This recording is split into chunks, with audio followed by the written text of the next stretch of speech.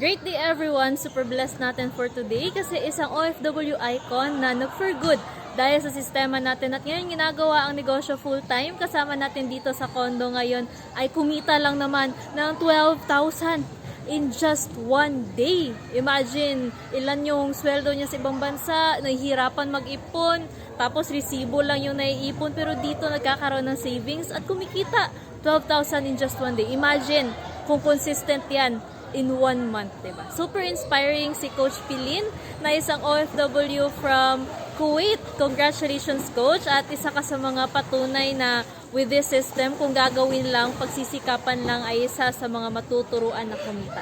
At para mas ma-inspire pa kayo, panoorin nyo itong video na to. So yun guys, nag-encode tayo ngayon ng kumbaga nag-encode tayo ngayong araw at yung dating OFW na si Coach Pilin Gallo, today kumita po siya ng 12,165 pesos ngayong araw lang to. So yung dating OFW na kumikita ng 20,000 a month, ngayon po in just one day after encoding, after natin may nag-join, ina-encode natin, so kumita po siya ng 12,165 kasi nga ang daming bangga kasi naka 31 accounts.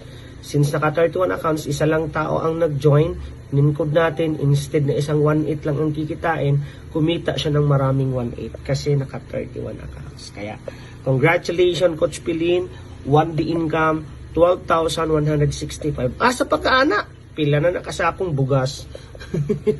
Diba? So congratulations, nakaka-inspire lang guys kasi sino mag-aakala na yan, diba, kumita ng 12,165. One direct lang po yan. Ba? Kasi nga, grabe ang blades ng 31 accounts.